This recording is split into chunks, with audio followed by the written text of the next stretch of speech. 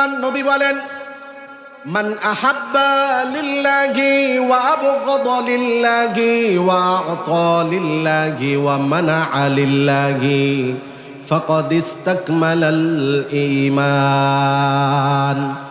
আল্লাহর নবী বলেন, যাদের ভালোবাসা হবে আল্লাহর জন্য, জোরে বলেন আমাদের পরস্পরের ভালোবাসা কার জন্য? আল্লাহর নবী বলেন, যারা আল্লাহর জন্য একজন আরেকজনকে ভালোবাসবে, আল্লাহর জন্য একজন আরেকজনের প্রতি বিদ্বেষ রাখবে, আল্লাহর জন্য কোনো কিছু তারা দেওয়ার প্রয়োজন হলে দিবে, ওয়ামানা আলিল্লাহ, আল্লাহর জন্য আল্লাহর খুশির জন্য আবার কখনো তারা কোনো জিনিস প্রয়োজন হলে দিবে না। এই চারটা গুণ যাদের মধ্যে থাকবে, নবীজি বলেন তারাই হলো পরিপূর্ণ ঈমানদার। জোরে বলেন সুবহানাল্লাহ। আমাদের সকলের মধ্যে গুণ লাগবে কয়টা? জোরে বলেন কয়টা? আমাদের ভালোবাসা হবে আল্লাহর জন্য, 1 নাম্বার। 2 নাম্বার, যদি কেউ কাউকে ঘৃণা করি সেটাও হবে কার জন্য? আমি আমার বাবাকে ভালোবাসি, মহব্বত করি, আমি আমার মাকে ভালোবাসি, মহব্বত করি, আমি আমার সন্তানকে ভালোবাসি, মহব্বত করি, তবে ততক্ষণ পর্যন্ত আমার এই মহব্বত, আমার মা বাবা, আমার সন্তানাদি যতক্ষণ আল্লাহর আনুগত্য তার মধ্যে থাকবে, যখন দেখব আমার বাবা আল্লাহর বিরুদ্ধে চলে গিয়েছে, আমার মা আল্লাহর বিরুদ্ধে চলে গিয়েছে, আমার সন্তান দ্বীনের বিরুদ্ধে অবস্থান নিয়েছে, যখন দেখব আমার দল, আমার নেতা দ্বীনের বিরুদ্ধে, ইসলামের বিরুদ্ধে অবস্থান নিয়েছে, যাকে আমি ভালোবাসতাম আল্লাহর জন্য, দ্বীনের বিরুদ্ধে যাওয়ার জন্য তার প্রতি আর ভালোবাসা নেই। এজন্য আমার আপনার ভালোবাসা কার জন্য? ওয়াবগাদা লিল্লাহ, আমার আপনার বিদ্বেষ সেটাও হবে আল্লাহর জন্য। সাহাবায়ে কেরাম রিদওয়ানুল্লাহি আলাইহিম আজমাইন, ওনাদের জীবনী দেখেন, ওনাদের পুরা জীবনটা ছিল আল্লাহ এবং আল্লাহর রসুলের জন্য,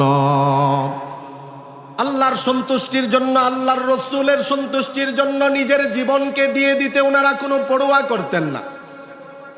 নিশ্চিত জানতেন যে অমুক জায়গায় গেলে, অমুক জিহাদে গেলে, যুদ্ধে গেলে নিজের জীবন দিয়ে দিতে হবে, শহীদ হবে।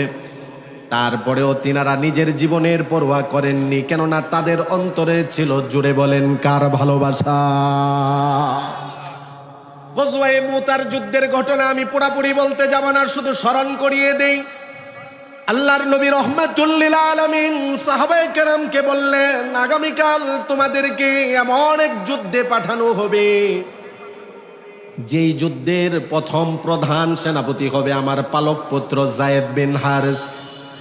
আল্লাহর নবী বললেন, যদি আমার পালক পুত্র ওই যুদ্ধে শহীদ হয়ে যায়, তাহলে ওই যুদ্ধে দ্বিতীয় সেনাপতি হবে জাফর বিন আবী তালেব, আমার চাচাতো ভাই।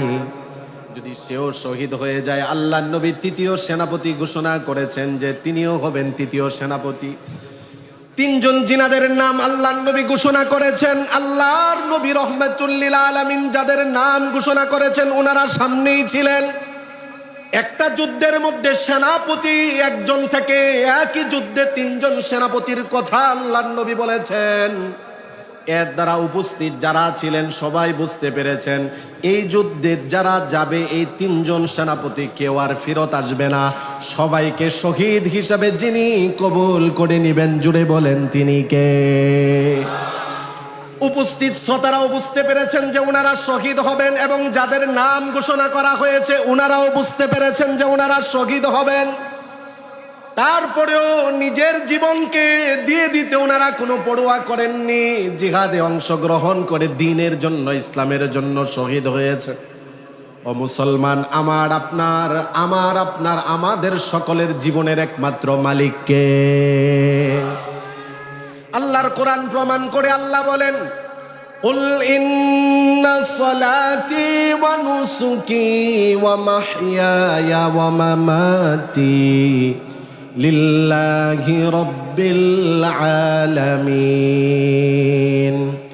ও নবী, আপনি বলে দেন, আমার জীবনের সমস্ত নামাজ, আমার জীবনের কুরবানি, আমার জীবন, আমার মৃত্যু, এগুলো একমাত্র একজনের জন্য। জুড়ে বলেন তিনি কে?